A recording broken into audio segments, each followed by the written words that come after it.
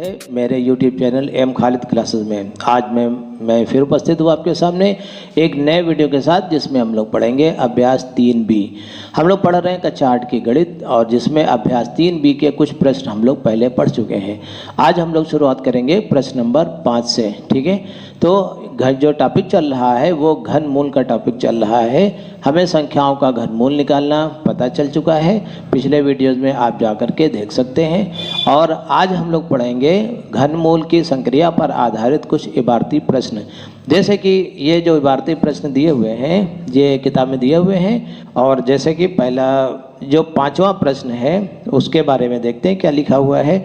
ये लिखा है 2096 में किस छोटी से छोटी संख्या का भाग दें कि भागफल पूर्ण घन बन जाए। ठीक है, देखिए इस तरह के प्रश्न आप वर्गमूल वाली अभ्यास में पढ़ चुके हैं। फिर से देखते हैं हम लोग। प्रश्न कह रहा है कि 2096 में किस छोटी से छोटी संख्या से भाग दें कि भागफल पूर्ण घन बन जाए। तो इसके लिए क्या प्रोसेस है देखते हैं। सबसे पहले हम 2096 जो लिखा हुआ है इसके गुणनखंड करेंगे। ठीक है, तो इसके गुणनखंड कर लीजिए। 2 1 कम 2, 2 से 9 पर 2 चक्कू 8, 2 8 16 ऐसे लगेगा। 2 पंचे 10, 2 दूनी 4, 2 चक्कू 8 ऐसे लगा। फिर 2 से काट दीजिए इसको। 2 दूनी 4, 2 छंग 12, 2 दूनी 4। और इसके बाद देखिए 2 से फिर काटिए। 2 1 कम 2, 2 3 6, 2 1 कम 2, 131 आ गया। अब ये शायद नहीं कटेगा, तो 131 से मान लीजिए कि कट गया।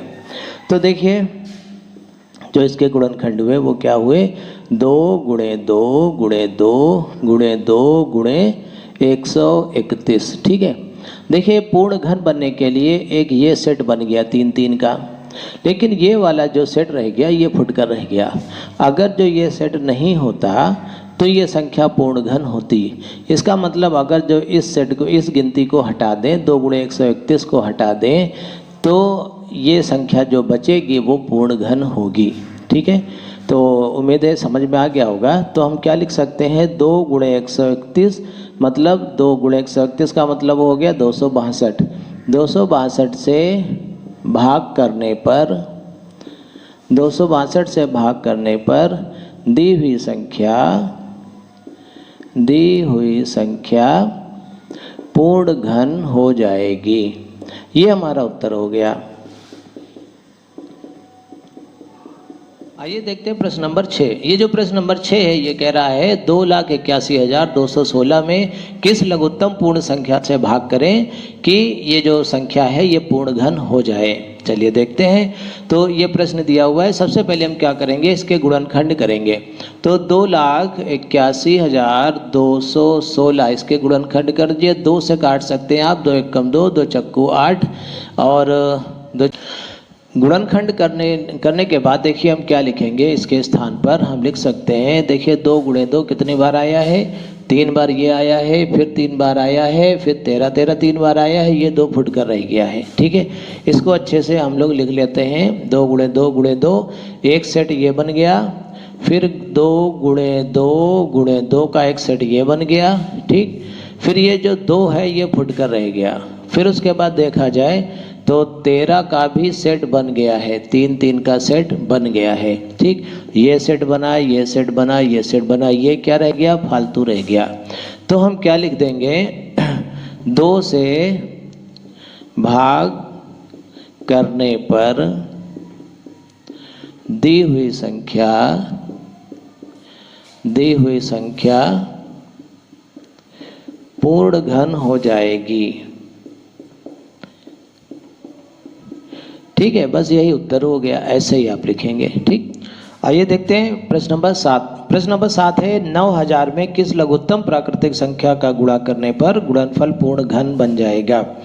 मतलब ये कह रहा है कि ये जो 9000 दिया हुआ है इसको हमें किस संख्या से गुणा करना होगा कि ये पूर्ण घन हो जाए। तो फिर वही करते हैं, 9000 के गुणनखंड कर लेते हैं। लेकिन बहुत अच्छी बात यह है कि इसमें 0 0 दिए हुए हैं, तो हम क्या लिखेंगे, 9 गुणे ये जो 0 दिए हुए हैं तो इसकी जगह पर 10 गुणे 10 गुणे 10 ऐसा लिख सकते हैं। ठीक है, ये जो 9 है इसको भी हम लिख सकते हैं 3 गुणे 3 गुणे 10 गुणे 10 गुणे 10।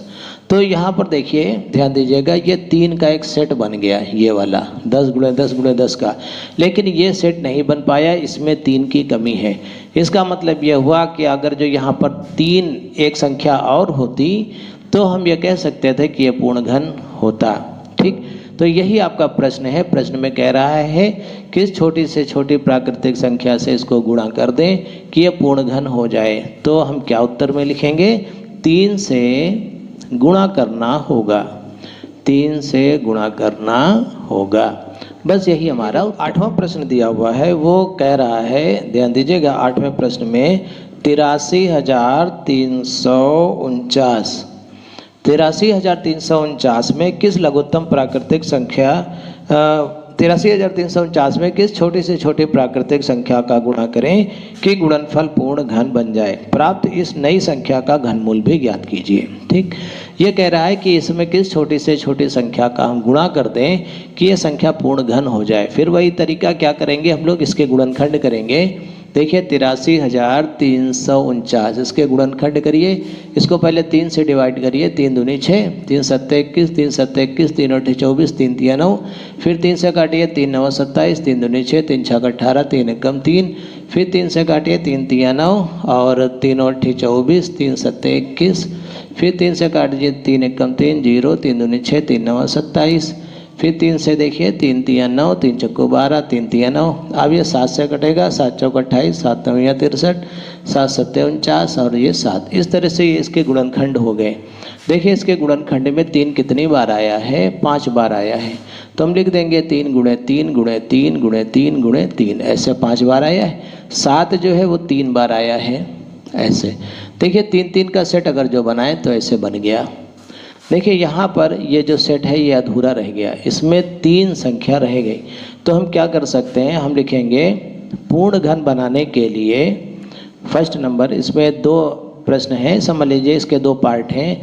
तो हम पहले लिख देंगे पूर्ण घन बनाने के लिए, पूर्ण घन बनाने के लिए कितने से गुणा करना होगा, बनाने के लिए 3 से गुणा करना होगा। ये हमारा उत्तर हो गया, 3 से गुणा करना होगा। अच्छा, दूसरी चीज़ ये कह रहा है कि ये जो संख्या प्राप्त होगी, ठीक है, तो उसका घनमूल क्या होगा। तो प्राप्त जो नई संख्या होगी उसका घनमूल क्या होगा। प्राप्त संख्या का घनमूल जो होगा वो होगा, देखिए अगर जो यहाँ पे 3 से गुणा कर देंगे तो 3 का एक सेट ये बन जाएगा, इसमें से एक संख्या लेंगे और इसमें से एक संख्या लेंगे और इसमें से एक संख्या लेंगे, तो 3 तिया 9, 9 सत्ते 63। तो नई संख्या का जो घनमूल होगा वो 63 होगा। ये हमारा उत्तर हो गया। देखिए इसके बाद प्रश्न नंबर 9। ये जो प्रश्न नंबर 9 है इसमें कह रहा है -15,625 गुणे 512 इसका घनमूल ज्ञात कीजिए। तो घनमूल ज्ञात करने का सबसे बढ़िया तरीका क्या करेंगे, इसके गुणनखंड कर लें, इसके गुणनखंड कर लें, उसके बाद 3 3 के सेट बना लें और घनमूल निकल आएगा। ठीक है, तो 15,625 के जरा गुणनखंड करते हैं। 15,625 के कितने बनेंगे, 5 से काट देते हैं। चलिए 5 तिया 15, 5 एकम 5, 5 दूनी 10, 5 25, फिर 5 से काटिए, 5 छक्का 30, 5 दूनी 10, 5 25, 5 से फिर काटिए तो 5 एकम 5, 5 दूनी 10, 5 25, फिर 5 से काटिए, 5 तिया 15, सॉरी 5 दूनी 10, 5 25, फिर 5 से काटिए 5, ऐसे आ जाएंगे। ठीक है, तो ये इसके गुणनखंड हो गए। 512 के इसी तरह से 512 का शायद आपको ध्यान होगा, 8 से काट दें तो 8 से बहुत बढ़िया रहेगा। तो 8 छंग 48, 8 चक्कू 32, फिर 8 से काटिए तो 8 अठे 64, फिर 8। ठीक है, तो ऐसे हम कर सकते हैं, बड़ी संख्याओं से भी काट सकते हैं। ठीक, तो देखिए माइनस का 15,625 जो आया है इसको हम ऐसे लिख सकते हैं। देखिए माइनस का हमने चिन्ह लगाया और आप चाहे तो सब में माइनस लिख सकते हैं। ठीक है, तो देखिए इसका घनमूल जो आप निकालेंगे वो कैसे निकालेंगे, हमें 3 3 का सेट बनाना होगा। तो कितना आएगा, देखिए माइनस का चिन्ह हमने लगाया तो देखिए -5 गुणे 5 गुणे 5, फिर ऐसे ऐसे लिखते चले जाइए। ठीक, 1 2 3 4 5 और कितने बार, 6 बार, गुणे 6 ऐसे लिख दीजिए इस प्रकार से। ठीक, और गुणे 512 को आप लिख सकते हैं 8 गुणे 8 गुणे 8। ठीक, तो देखिए इस तरह से हमने इसको लिख लिया। 3 के सेट बना दीजिए, ये हमने बना दिया। तो हम लिख देंगे घनमूल बराबर, घनमूल कितना हो जाएगा, घनमूल जो हो जाएगा माइनस का चिन्ह लगा देंगे, सब में से एक एक संख्या लिख देंगे, 5 गुणे 5, और इसमें से एक लिख देंगे 5 25 माइनस का 25 गुणे 8, 25 अट्ठे 200, तो माइनस का 200 ये घनमूल आ गया। ये हमारा उत्तर हो गया। देखिए अगला प्रश्न नंबर 10 है। ये कह रहा है 1331 गुणे माइनस 1728 इसका घनमूल ज्ञात कीजिए। ठीक है, तो इसका घनमूल क्या होगा, तो फिर वही तरीका 1331 के गुणनखंड कर लेंगे। देखिए मेरे ख्याल से ये 11 से कटेगा। देखिए 11 से काटने की कोशिश करते हैं। 11 कम 11, 11 दूनी 22, फिर 11 कम 11, फिर 11 से कटेगा, 11 11 में 21, फिर ऐसे आ गया। और इसी तरह से जो 1728 है, तो ये देख लीजिए, ये 2 से कटेगा, 2 अट्ठे 16, 2 छंग 12, 2 चक्कू 8। इसी तरह से 2 से और काट दीजिए इसको, 2 चक्कू 8, 2 3 6, 2 दूनी 4, फिर 2 दूनी 4, 2 एकम 2, 2 छंग 12, फिर 2 से 2 एकम 2, 2 0 0, 2 अट्ठे 16, फिर 2 पंचे 10, 2 चक्कू 8, और फिर 2 से काटा 27 आया, फिर 3 से 3 9 27, 3 3 9, फिर 3 ऐसे आ गया। ठीक है, तो ये जो गुणनखंड है तो 1331 की जगह पर आ गया 11 गुणे 11 गुणे 11 ऐसे, और फिर गुणे, और फिर मंझला ब्रैकेट लगा लेते हैं, माइनस का चिन्ह लगा दीजिए 1728। ये जो 1728 होता है इसके गुणनखंड देखिए, ये 2 2 के जोड़े, 3 3 के सारे जोड़े बन गए। तो हम क्या लिख सकते हैं, 2 गुणे 2 गुणे 2, फिर 2 गुणे 2 गुणे 2, फिर 3 गुणे 3 गुणे 3 ऐसे। ठीक है, और ये छोटा ब्रैकेट बंद और ये मंझला ब्रैकेट बंद। तो घनमूल क्या होगा, देखिए ध्यान दीजिए, आप ऐसे भी लिख सकते हैं, घनमूल 1331 गुणे माइनस का 1728 या 1728, यह बराबर कैसे लिखेंगे आप। देखिए 3 में से 1 ले लीजिए, हमने 11 लिख दिया। ठीक, मंझला ब्रैकेट बना दीजिए, माइनस का चिन्ह लगा दीजिए, फिर इसमें से 2 ले लीजिए, फिर इसमें से 2 ले लीजिए, और इसमें से 3 ले लीजिए ऐसे। तो ये कितना आ जाएगा, देखिए 11 गुणे माइनस का 2 दूनी 4 3 12, माइनस का 12, तो 12 11 की गुणा कितनी हो गई, 12 एकम 12, 12 एकम 12 और 1 13, 132, माइनस का 132, ये घनमूल हो गया। यही हमारा आंसर हो गया। आइए देखते हैं प्रश्न नंबर 11। प्रश्न नंबर 11 में कह रहा है इसका मान ज्ञात कीजिए, मतलब हमें इसका घनमूल ज्ञात करना है कि कितना होगा। तो ये बहुविकल्पी प्रश्न के रूप में दिया हुआ है, इससे कोई फर्क नहीं पड़ता। चलिए देखते हैं, ऐसे आप लगा सकते हैं इसको, जैसे लिखा है उसी तरह से लिख दीजिए। 125 को हम लिख सकते हैं 5 गुणे 5 गुणे 5, ये गुणनखंड के रूप में आप इसको ऐसे लिख सकते हैं।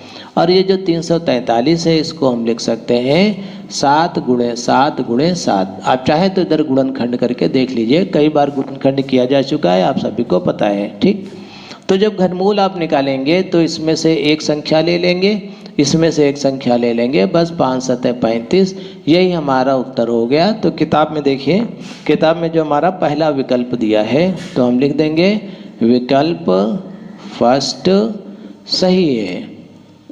तो ये हमारा उत्तर हो गया। इसी के साथ आज के लिए इतना ही। मैं मोहम्मद खालिद आपसे विदा लेता हूँ। वीडियो को देखने के लिए, हमारे चैनल को लाइक और सब्सक्राइब करने के लिए आप सभी का बहुत बहुत धन्यवाद।